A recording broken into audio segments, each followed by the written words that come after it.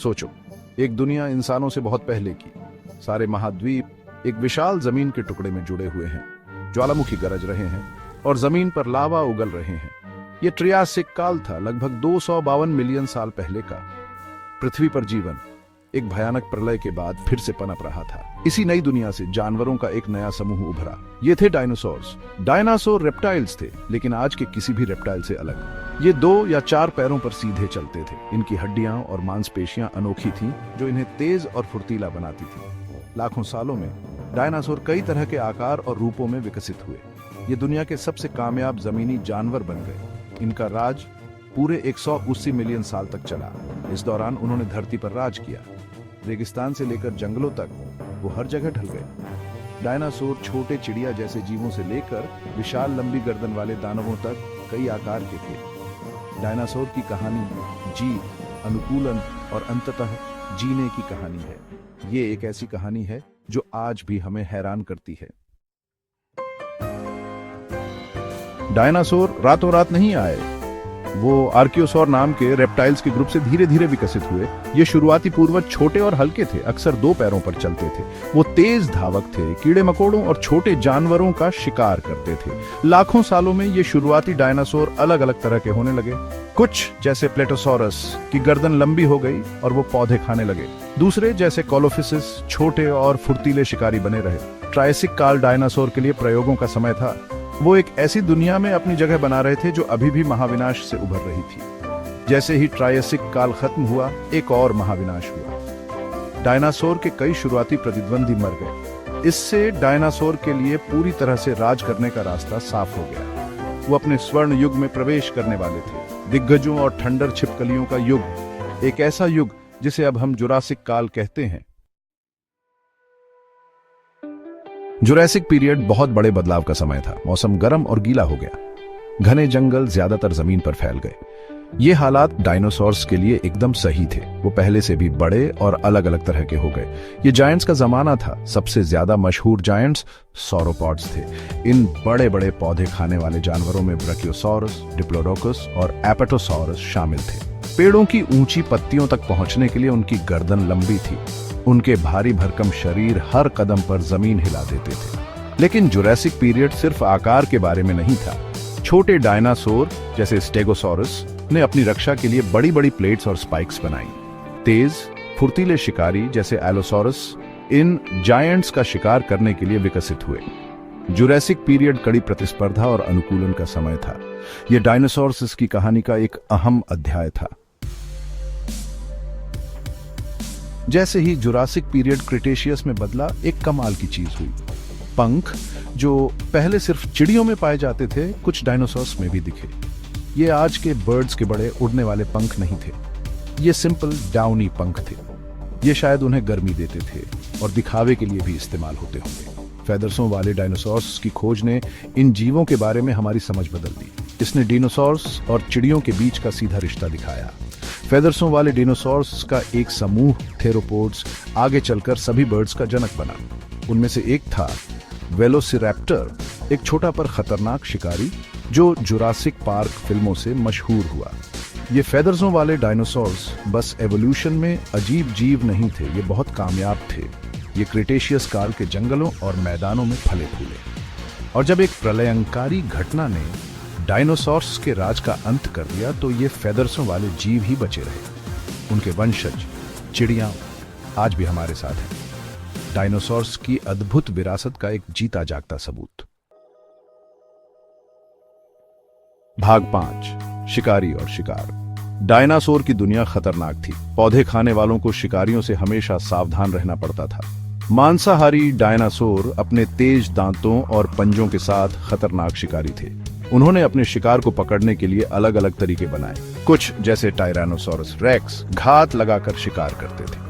वे बड़े शिकार को मारने के लिए अपने मजबूत पैरों और हड्डी तोड़ने वाले जबड़ों पर निर्भर थे। दूसरे जैसे वेलोसिरैप्टर झुंड में शिकार करते थे। वे बड़े जानवरों को नीचे लाने के लिए अपनी गति और बुद्धिमत्ता का इस्तेमाल करते थे। शिकारी और शिकार के बीच इस दौड़ ने अद्भुत अनुकूलन को जन्म दिया। शाकाहारियों ने बचाव के लिए सींग, फ्रिल और कवच विकसित किए। कुछ जैसे पैचीसेफलोसॉरस के सिर टकराने के लिए मोटी खोपड़ी भी थी। जीवित रहने के लिए निरंतर संघर्ष ने डायनासोर के विकास को आकार दिया। इसने हथियारों और सुरक्षा के एक उल्लेखनीय विविधता को जन्म दिया। छठा भाग, घोंसले और बच्चों का पालन पोषण। डायनासोर सिर्फ मार धाड़ करने वाले जानवर नहीं थे, ये पेचीदा जानवर थे जिनका बर्ताव हैरानी की तरह समझदार था। हाल के दशकों की सबसे अनोखी खोजों में से एक है डायनासोर के घोंसलों और अंडों का मिलना। ये जीवाश्म हमें डायनासोर के पारिवारिक जीवन की झलक दिखाते हैं। अब हम जानते हैं कि कई डायनासोर पक्षियों की तरह अपने बच्चों की देखभाल करते थे। वे अपने अंडों की रक्षा के लिए घोंसले बनाते थे। कुछ तो अपने बच्चों के साथ तब तक रहते थे, उन्हें खाना खिलाते थे और उनकी रक्षा करते थे जब तक कि वे खुद अपना ध्यान नहीं रख पाते थे। इन खोजों ने डायनासोर को अकेले नासमझ प्राणियों के रूप में हमारी धारणा को चुनौती दी है। बेबी डायनासोर के जीवाश्मों ने भी बहुमूल्य जानकारी प्रदान की है। वे हमें दिखाते हैं कि डायनासोर कैसे बड़े हुए और विकसित हुए। कुछ मामलों में हम उनके कंकाल में उम्र के साथ आने वाले बदलावों को भी देख सकते हैं। ये निष्कर्ष डायनासोर की एक तस्वीर पेश करते हैं जो जटिल जानवरों के रूप में समृद्ध सामाजिक जीवन जीते थे। वे अतीत के राक्षसों से कहीं बढ़कर थे। सेक्शन 7, पृथ्वी के बदलाव का दिन। डायनासोर्स का राज लगभग 66 मिलियन साल पहले अचानक और भयानक रूप से खत्म हो गया। एक विशाल एस्टेरॉयड लगभग 6 मील चौड़ा आज के मेक्सिको में युकाटन प्रायद्वीप के पास पृथ्वी से टकराया। इस टक्कर ने अकल्पनीय तबाही मचाई। इस टक्कर से बहुत बड़े भूकंप, सुनामी और ज्वालामुखी विस्फोट हुए। धूल और मलबा वायुमंडल में फैल गया, जिससे सूरज ढक गया और पूरी दुनिया में ठंडक फैल गई। पर्यावरण पर इसका बहुत बुरा असर पड़ा। डायनासोर कई अन्य पौधों और जानवरों की प्रजातियों के साथ इस अचानक बदलाव से बच नहीं पाए। इस टक्कर ने क्रिटेशियस काल के अंत और पैलोजीन काल की शुरुआत को चिह्नित किया। यह पृथ्वी के इतिहास में एक महत्वपूर्ण मोड़ था, जिसने जीवन के नए रूपों के विकास के लिए रास्ता साफ कर दिया। भले ही डायनासोर चले गए, लेकिन उनकी विरासत आज भी जीवित है। उनके जीवाश्म हमें एक खोई हुई दुनिया की झलक दिखाते हैं और उनके वंशज पक्षी हमें पृथ्वी पर जीवन की अविश्वसनीय विविधता और लचीलेपन की याद दिलाते रहते हैं। Section 8, unearthing the past. 8वां भाग, पुराने राज खोलते हुए। The study of dinosaurs, known as palaeontology, is a constantly evolving field.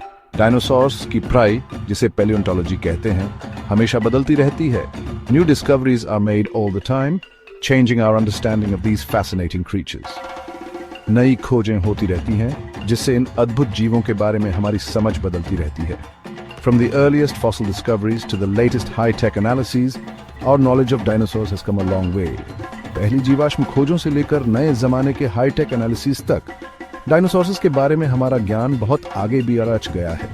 Fossil hunters have unearthed dinosaur bones, teeth, footprints.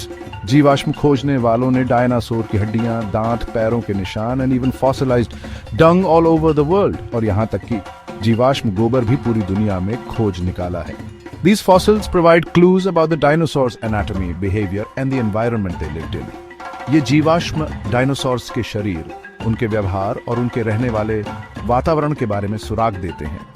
Modern technology such as CT scans and computer modeling allows scientists to study these fossils in unprecedented detail. CT scan और computer modelling जैसी आधुनिक तकनीक वैज्ञानिकों को इन जीवाश्मों का अभूतपूर्व विवरण में अध्ययन करने में मदद करती है। We can now reconstruct dinosaur skeletons with incredible accuracy. अब हम डायनासोर्स के कंकालों को अविश्वसनीय सटीकता के साथ फिर से बना सकते हैं। We can even create digital models to study their movement and behavior. हम उनके हिलने डुलने के तरीके और व्यवहार का अध्ययन करने के लिए डिजिटल मॉडल्स भी बना सकते हैं। The study of dinosaurs is a journey of discovery. Dinosaurs की पढ़ाई खोजों का एक सफर है। Every new fossil unearthed brings us closer to understanding these magnificent creatures and their place in the history of life on Earth. हर नया जीवाश्म जो मिलता है, वो हमें इन शानदार जीवों और पृथ्वी पर जीवन के इतिहास में उनके स्थान को समझने के करीब लाता है। भाग 9, डायनासोर्स अमंग अस। डायनासोर एक्सटिंक्ट हो गए होंगे, लेकिन उनकी लेगेसी हमारे चारों तरफ है। पंछी फेदर्ड डायनासोर्स के डायरेक्ट डिसेंडेंट्स उनकी एंड्यूरिंग लेगेसी का जीता जागता सबूत है। छोटी सी रॉबिन से लेकर मजेस्टिक ईगल तक सभी पंछी अपने डायनासोर एंसेस्टर्स के जीन्स कैरी करते हैं। डायनासोर्स की स्टडी का हमारी कल्चर पर भी गहरा इम्पैक्ट पड़ा है। डायनासोर्स ने सदियों से हमारी कल्पनाओं को मोह लिया है। अनगिनत किताबें, फिल्म्स और डॉक्यूमेंट्रीज को इंस्पायर किया है। वे प्रीहिस्टोरिक वर्ल्ड के आइकॉनिक सिंबल्स बन गए हैं। और सबसे इंपॉर्टेंट बात, डायनासोर्स ने हमें जियोलॉजिक टाइम की वास्टनेस के बारे में सिखाया है। वे हमें नेचुरल सिलेक्शन की पावर और लाइफ के कांस्टेंट एवोल्यूशन की याद दिलाते हैं। डायनासोर्स की स्टडी एक हम्बलिंग एक्सपीरियंस है। यह हमें एक ऐसे पास्ट से कनेक्ट करने का मौका देती है जो एलियन और फेमिलियर दोनों है। यह हमें याद दिलाता है कि हम एक बहुत बड़ी स्टोरी का हिस्सा हैं। एक ऐसी स्टोरी जो लाखों साल पहले डायनासोर्स के राइज के साथ शुरू हुई थी।